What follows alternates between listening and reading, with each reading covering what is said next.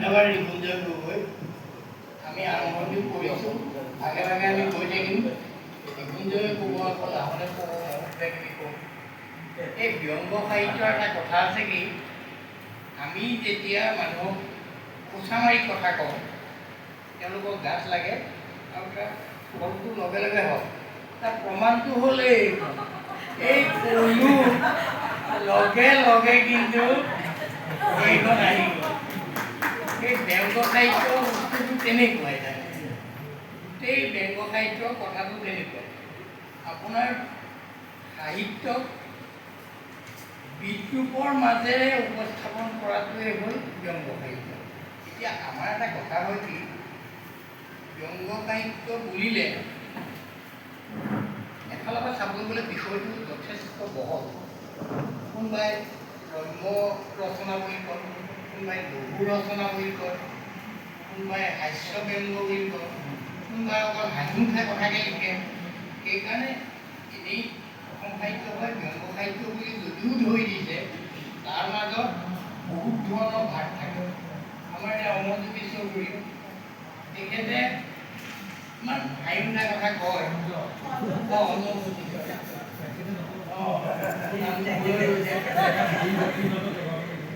ভুল হয়, ইমান মানুহে দেখিছোঁ এতিয়া ভুল হৈ গৈছে। দাদা আগতে জনা জনা মানুহবিলাক বহি আছে, তেখেত হেৰি অধিকাৰী বহি আছে, সেইকাৰণে অলপ অলপ মাতি বহি আছে, অলপ ভুল হৈ যায়। সেইকাৰণে কিবা দুখ ধৰে ঠিক নাই।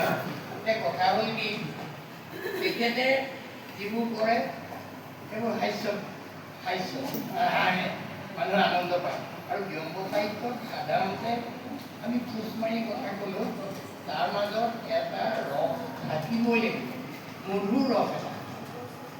আপুনি ৰসটো কৰুণ ৰস নহয়, মধুৰ ৰস এটা থাকিব লাগিব। আৰু এনেই বিশ্ব সাহিত্য প্ৰথম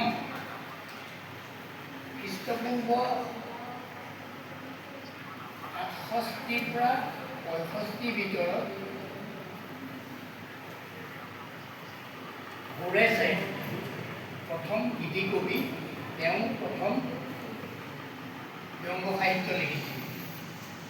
আৰু তেখেতৰ গোটেই কথাটো আছিল কি, যে নৈতিকতাৰ ওপৰত তেখেতে জোৰ দিছিল। হাঁহি উঠা কথাই লিখে, ব্যংগই লিখে, কিন্তু তাৰ নৈতিকতাৰ কথাটো সদায় আগত ৰাখি পেলাই তেখেতে কাম কৰিছে।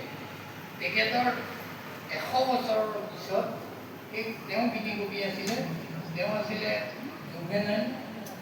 তেওঁ কিন্তু নৈতিকতাৰ বিষয়টো আছিল যদিও তাত কৰুণতা আছিল, আৰু তেওঁ আৱেগ আৰু কৰুণতাৰ মাজেৰে মানুহৰ মাজলৈ বক্তব্যবোৰ দিয়াৰ চেষ্টা কৰিছিল।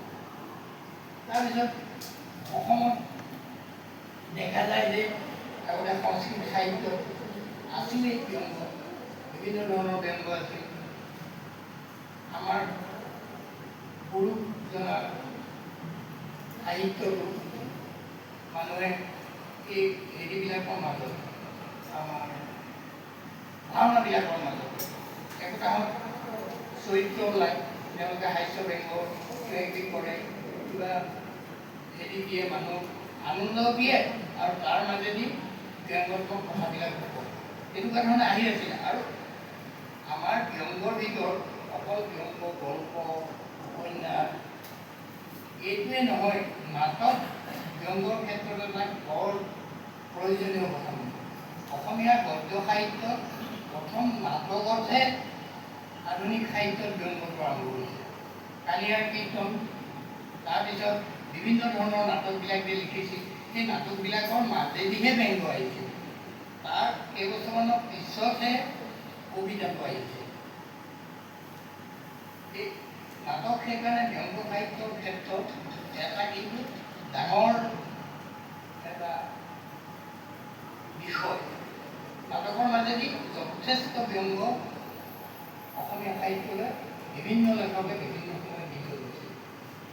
আৰু প্ৰথম গদ্যত নাটকে লিখিছিল, কালীয়াৰ কীৰ্তন তাৰ মাজেদি আহিছিল। তাৰপিছত আমাৰ লক্ষ্মীনাথ বেজবৰুৱাই বিভিন্ন নাটকৰ মাজেদি দিছে।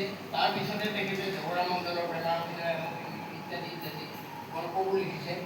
আৰু তাৰপিছৰ পৰা বিভিন্নজনে এই কাহানিতে এটা মই পঢ়িছিলোঁ, খুব চুটিকৈ কওঁ মই, ল'ৰা এটাই চাকৰি কৰি নাই, চিৰিয়াখানাত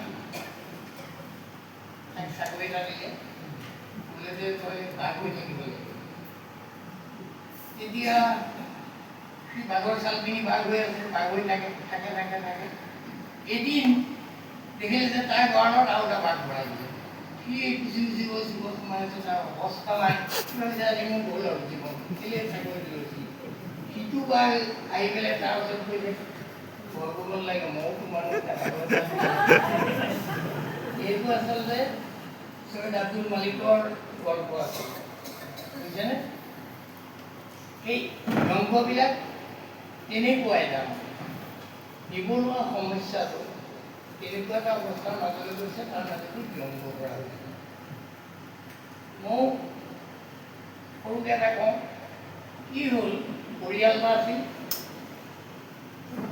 পুৰুষ মহিলা আৰু ছোৱালীজনী আছে, 10-12 বছৰমান হৈছে। এদিন মানে গোটেই পৰিয়ালটো গৈ এঘৰ চুৰ কৰিছে, ৰাতি খুব হুলস্থুল কৰি চুৰ কৰিছে, গোটেই পৰিয়ালটো ধৰা পৰিছে। ধৰাৰ পৰা পিছত ডাঙৰ কথা হ'ল, সিহঁতক পুলিচে ধৰিলে, পুলিচে ক'লে চুৰ কৰিছে, আৰু চুৰ কৰিছোঁ। সিহঁতক তাৰপিছত নি পেলাই মই থুলমূলকৈ গৈছোঁ, জাজৰ ওচৰত থিয় কৰালে।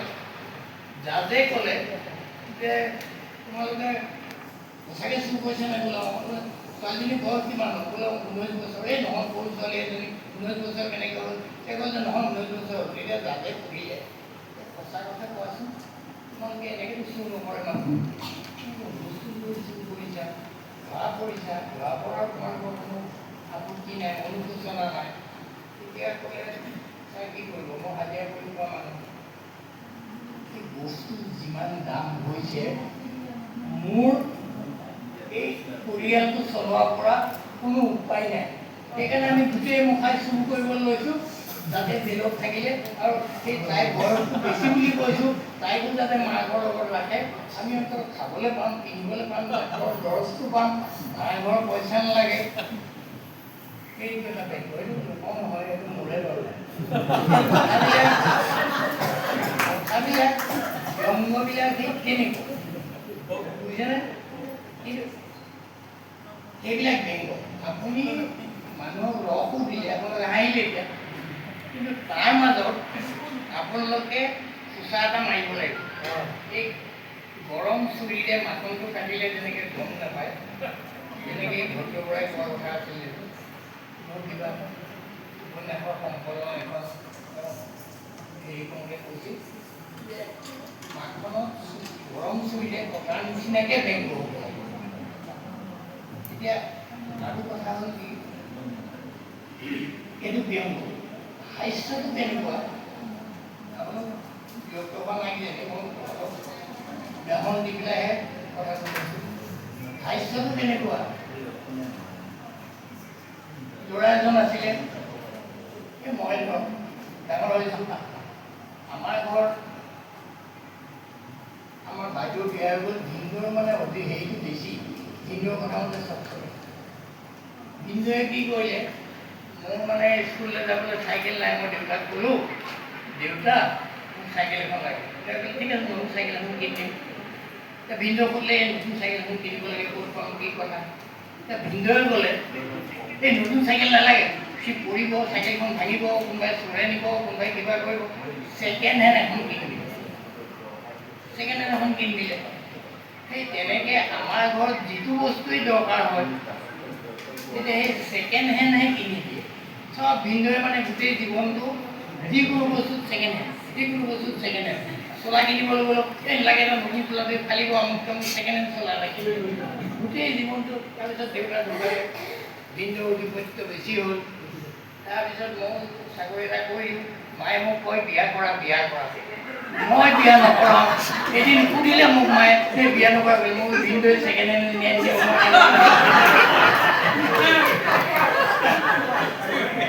এইটো হ'ল হাস্য, বুজিছেনে? তাত মই ব্যংগ কৰা নাই, সেইটো হ'ল হাস্য। আৰু ৰম্য ৰচনা বা লঘু ৰচনা এই আমাৰ অমৰজ্যোতি চৌধুৰীয়ে ক'ব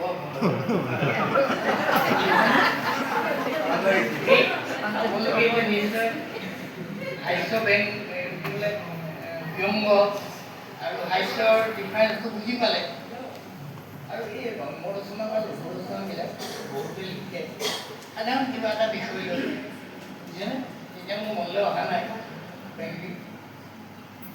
সেই বস্তুবিলাক তেনেকুৱা ধৰণেই আমি হাস্য ব্যংগৰ হেৰি কৰোঁ।